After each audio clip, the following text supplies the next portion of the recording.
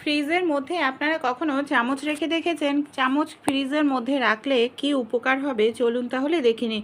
কিংবা mixer machine শিলনোড়া ছাড়াই আপনারা কখনো এইভাবে মশলা পেস্ট করে দেখেছেন? চলুন আজকের উপকারী টিপসগুলি আমরা দেখে নিই। অনেক সময় দেখা যায় আমরা অনেকটা পরিমাণ চাল কিনে আনি বাজার থেকে, কিন্তু দেখা যায় এই যে আমরা অনেকটা পরিমাণ চাল কিনে নিয়ে আসছি না, অনেক দিন ঘরে যদি থাকে এই চালগুলোর মধ্যে দেখা যায় পোকা ধরে যায়। আর চালের মধ্যে পোকা ধরে গেলে সেই চালটা একেবারে বেকার হয়ে যায়, খাওয়া যায় না, আমাদের পুরোপুরি চালটাই কিন্তু নষ্ট হয়ে যায়। তাই আমাদের বাড়িতে যে হিং থাকে, আপনারা হিং চালের মধ্যে একটি কৌটো রেখে দিন, ঢাকনাটা আলগা করে, এর গন্ধের কারণে পোকা ধরবে না। অনেক সময় দেখা যায় আমরা নতুন কোনো চাবি নিয়ে আসি, তালা নিয়ে আসি, আর আমাদের বাড়িতে যে চাবির রিংটা আছে, চাবির রিংয়ের মধ্যে নতুন চাবি ঢোকানো বা চাবি বের করা অনেক সময় খুবই কষ্টকর হয়ে পড়ে। নখ দিয়ে আমরা টানাটানি করতে থাকি, তাও দেখা যায় সহজে চাবিটাকে কিন্তু ঢোকাতে পারি না, নখ ভেঙে যায়। তা আমাদের বাড়িতে যে কয়েন থাকে, 1 টাকার একটি কয়েন নিয়ে নিন, চাবির মধ্যে এইভাবে ঢোকালেই দেখবেন চাবিটা ধীরে চাবিটার রিংটা আলগা হয়ে যাবে খুব সহজেই। তখন আপনারা চাবিটা ঢুকিয়ে নিতে পারবেন। এমনকি যদি চাবি বের করতে চান তাও কিন্তু আপনারা সহজেই এই পদ্ধতিটি অ্যাপ্লাই করে চাবিটা বের করে নিতে পারেন। অনেক সময় দেখা যায় সবজি কাটতে গিয়ে, মাছ কাটতে গিয়ে আমাদের মহিলাদের হাত কেটে যায়। হাত কেটে গেলে আমরা ডাইরেক্ট আটাতে হাত দিয়ে আটা মাখতে পারি না। তা আমাদের বাড়িতে যে এই ধরনের গ্রেটার থাকে, একটি গ্রেটার নিয়ে নিন। গ্রেটারের হ্যান্ডেলের ডিজাইনটা ঠিক এরকম টাইপের তৈরি হয়, যেটার সাহায্যে আমরা যদি গোল গোল ঘুরিয়ে নিই খুব সহজে আটাটা মেখে নিতে পারবো। আর আটা মাখার জন্য আমাদের আর আটাতে হাত দেওয়ার প্রয়োজন পড়বে না। এই দেখুন এইভাবে আমি গোল গোল ঘুরিয়ে নিচ্ছি, কত সুন্দরভাবে এখানে কিন্তু আমি আটাটা মেখে নিতে পারবো। কোনো রকম অনেক সময় গরম জল দিয়ে আটা মাখলে আমাদের কিছু সময় অপেক্ষা করতে লাগে আটাটা ঠান্ডা হওয়ার জন্য। এইভাবে আটা মেখে দেখুন, আটা ঠান্ডা হওয়ার জন্য আপনাদের অপেক্ষা করতে লাগবে না, সময়ও কম লাগবে, খাটনিও কম হবে, আর খুব সুন্দরভাবে আটাটা কিন্তু মাখাও হয়ে যাবে। এই দেখুন আমি এইভাবেই গোল গোল করে ঘুরিয়ে নিয়েছি, তাহলেই কতটা সুন্দরভাবে এখানে আটার মধ্যে হাত না দিয়েই আমি কিন্তু এখানে আটাটা মেখে নিতে পারলাম।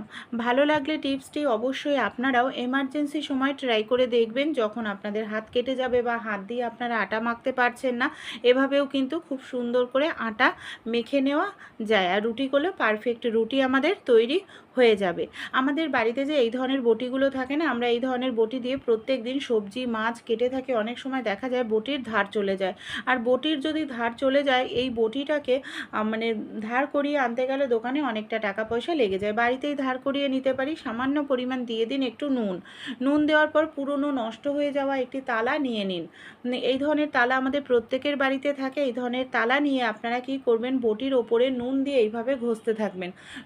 কোনো রকম জল কিন্তু দেবেন না, নুনটা যেহেতু দানা দানা থাকে তাই স্ক্রাবের কাজ করবে।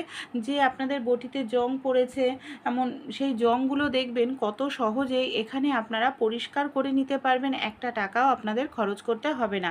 আপনারা মাসে একদিন বা 15 দিনে একদিন এইভাবে আপনাদের ঘরে থাকা বটিটাকে পরিষ্কার করে নিতে পারেন। দেখুন বটিটাকে আমি খুব ভালো করে এইভাবে মুছে দেখাচ্ছি যে কতটা সুন্দর বটিটা কিন্তু আমার এখানে পরিষ্কার হলো। আমি এক পাশ পরিষ্কার করেছি, আর এক পাশের পার্থক্য বোঝানোর জন্য দেখুন আর এক পাশটা একদম কালো রয়েছে, নোংরা রয়েছে, আর এই পাশটা কতটা সুন্দর পরিষ্কার হয়েছে। ধার করার জন্য একটি তালা নিয়ে নিন, তালাটাকে আপনারা এইভাবে বাঁকা করে ঘষতে থাকুন। এইভাবে বাঁকা করে ঘষলেই দেখবেন খুব সহজেই বটির ধার ফিরে আসবে। আমাদের যাদের বাড়িতে ছোট বাচ্চা আছে, বাচ্চারা দেখা যায় এইভাবে তাদের ফার্নিচারে নেল পালিশ দিয়ে নানা রকম দাগ করতে থাকে। বাচ্চাদেরকে সবসময় কিন্তু বকাঝকাও করা যায় না, আর এই নেল পালিশের দাগগুলো যদি ঘষে ঘষে তুলতে হয় অনেকটা সময় লাগে, ফার্নিচারও নষ্ট হয়ে যায়। আমাদের প্রত্যেকের বাড়িতেই পারফিউম থাকে, বা আপনারা নেল রিমুভার ব্যবহার করতে পারেন। নেল রিমুভারের দামটা অনেকটাই বেশি, তাই পারফিউম এখানে আমি একবার স্প্রে করে দিয়েছি, তারপর আঙুলের সাহায্যে এইভাবে একটু ঘষে নিচ্ছি। দেখুন কত সহজে এখানে আমার নেল পালিশটা কিন্তু উঠে যাচ্ছে। এবার একটি কাপড় দিয়ে মুছে নিচ্ছে। আপনারাও এইভাবে সহজেই কিন্তু নেল পালিশটাকে তুলে ফেলতে পারেন। আইডিয়াটি ভালো লাগলে অবশ্যই ট্রাই করে কিন্তু আপনারাও দেখবেন। আমাদের বাড়িতে যে এই ধরনের চুলের গার্ডারগুলো থাকে না, অনেক সময় দেখা যায় চুলের এই যে এই ধরনের গার্ডারগুলো ব্যবহার করতে করতে ঢেলা হয়ে যায়। ঢেলা হয়ে গেলে তখন আমরা এটাকে আর ব্যবহার করি না, বেকার ভেবে এটাকে আমরা ফেলে দিই, আবার নতুন কিনে নিয়ে আসি। তাই এই ধরনের এই যে চুলের গার্ডারগুলো যেটা ঢেলা হয়ে গেছে, এই গার্ডারগুলোকেই কিন্তু আবার আপনারা আগের শেপে ফিরিয়ে আনতে পারবেন। এখানে একটি পাত্র দেখুন আমি নিয়ে নিয়েছি, পাত্রের মধ্যে কিছুটা পরিমাণ গরম জল নিয়েছি। গরম জলের মধ্যে 10 মিনিটের জন্য গার্ডারটাকে আপনারা ভিজিয়ে রাখুন। এইভাবে 10 মিনিট ভিজিয়ে রাখলেই দেখবেন দেখবেন খুব সহজে গার্ডারটা যেটা ঢেলা হয়ে গেছিলো সেটা আগের শেপে ফিরে আসবে। এমনকি আবার আপনারা চুলে কিন্তু ব্যবহার করতে পারবেন। এই দেখুন, ভিজিয়ে রাখার কারণে গার্ডারটা আগের তুলনায় অনেকটাই ছোট হয়ে গেছে। এখন চুল বাঁধলে এটা দিয়ে দেখতেও ভালো লাগবে আর কিন্তু ঢেলাও হবে না। আমাদের বাড়িতে যে এই ধরনের পলিথিনগুলো থাকে, এরকমই একটি পলিথিন আমি চৌকো করে দুটো পলিথিনের টুকরো কেটে নিয়েছি।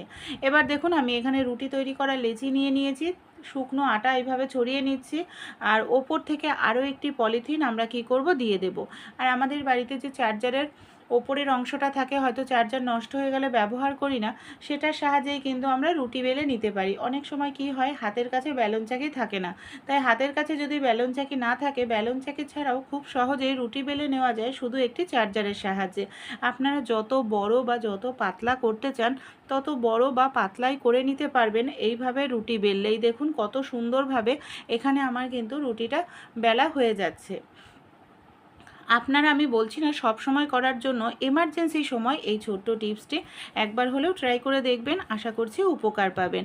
আপনারা কখনো এইভাবে আপনাদের ফ্রিজের মধ্যে আপনারা মোজা আর চামচের ব্যবহার করেছেন? আমাদের যে ফ্রিজ আমরা কম বেশি প্রত্যেকেই ব্যবহার করি, অনেক সময় দেখা যায় ফ্রিজ থেকে ঠান্ডা হাওয়া কন্টিনিউ বের হতে থাকে, রাবারের মধ্যে অতিরিক্ত নোংরা জমে, অনেক সময় রাবারটা বহু বছরের পুরনো হয়ে যায়, লিক হয়ে যায়, এতে কিন্তু ইলেকট্রিক খরচটা বেশি আসে। কারণ কন্টিনিউ যদি ঠান্ডা হাওয়া বের হয় সাইড থেকে, তাহলে কি হবে, ফ্রিজকে বেশি পরিমাণে কাজ করতে হবে, এতে ইলেকট্রিক খরচা বেশি হবে। একটি মোজা নিয়ে নিয়েছি পুরনো, আর একটি মোজার মধ্যে চামচ নিয়ে নিয়েছি। চামচের হ্যান্ডেলটা সরু হয়, এতে সুবিধা হবে পরিষ্কার করতে। ভালো করে মোজাটাকে ভিজিয়ে নিতে হবে। এই যে রাবারটার মাঝখানে ফাঁক থাকে, এই চামচের মাধ্যমে এটা এইভাবে যদি আমরা ঘষে নিতে পারি 15 দিনে একদিন, মাসে একদিন, তাহলে কি হবে, নিজের রাবারের ভেতরের দিকটায় যে নোংরাটা জমে সেই নোংরাটা কিন্তু জমবে না। এমনকি আমাদের ফ্রিজটা অনেক দিনের জন্য ভালো থাকবে, অনেক দিন এটা ব্যবহার করতে পারবো, রাবারটাও নষ্ট হবে না, ঠান্ডা হাওয়া বের হবে না, যার কারণে ইলেকট্রিক খরচাটাও অনেকটা কম হবে।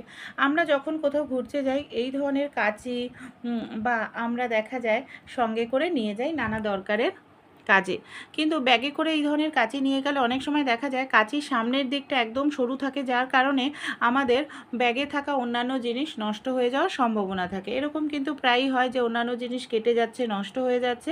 তা আমাদের বাড়িতে যে এই ধরনের পেনের ঢাকনা থাকে, যে কোনো এক ধরনের পেনের ঢাকনা আপনারা নিয়ে নিন, কাঁচির মুখে এইভাবে পেনের ঢাকনাটাকে টাইট করে লাগিয়ে দিন, দেখবেন টাইটভাবে আটকে থাকবে, কোনোভাবেই কিন্তু আর খুলে যাবে না। আর এইভাবে যদি সেট করে আপনারা নিয়ে যান, যে কোনো জায়গায় নিয়ে যেতেও সুবিধা, সে প্যান্টের পকেটেই হোক কিংবা ব্যাগের মধ্যে, অন্যান্য জিনিস নষ্ট হয়ে যাওয়ার সম্ভাবনা থাকবে না। আপনারা কখনো মিক্সার মেশিন, শিলনোড়া, হামালদিস্তা ছাড়া মশলা তৈরি করে দেখেছেন? অনেক সময় কি হয়, আমাদের বাড়িতে হয়তো মশলা করতে যাব, কারেন্ট চলে যায়, তখন মিক্সার মেশিন চালানো যায় না, কিংবা হাতের কাছে হয়তো শিলনোড়া বা হামালদিস্তা থাকে না, তখনই আমাদের সমস্যার মধ্যে পড়তে হয়। তাই আমাদের বাড়িতে এই ধরনের ছোট বা বড় কন্টেনার কিন্তু কম বেশি প্রত্যেকেরই থাকে। এই ধরনের কন্টেনার নিয়ে নিন। কন্টেনারের মধ্যে এখানে দেখুন আমি আদা, রসুন, পেঁয়াজ, কাঁচা লঙ্কা এগুলো সব নিয়ে নিয়েছি, একটি ব্যালন নিয়েছি, ব্যালন দিয়ে এইভাবে ধীরে ধীরে বাড়ি দিতে থাকবো। এখানে যদি আপনারা গুঁড়ো মশলা করতে চান, জিরে, ধনে, তাহলে হালকা করে একটু ভেজে নেবেন, তারপর এইভাবে একটু কিছু সময় বাড়ি দিতে হবে। এখানে কিন্তু একটু সময় লাগবে বন্ধুরা, যেহেতু এটা আমরা ব্যালন দিয়ে করছি, তাই এইভাবে দেখুন আমি এখানে 7-8 মিনিট মতো এইভাবে বাড়ি দিতে থেকেছি, আর কত সুন্দরভাবে এখানে আমার মশলাটা কিন্তু তৈরি হয়ে গেল। তাই এমার্জেন্সি সময় এই ছোট্ট টিপসটি আপনারা ট্রাই করতে পারেন। আমি বলছি না সব সময় করার জন্য, হাতের কাছে কিছু না থাকলে এভাবেও মশলা কিন্তু তৈরি করে নেওয়া যায়।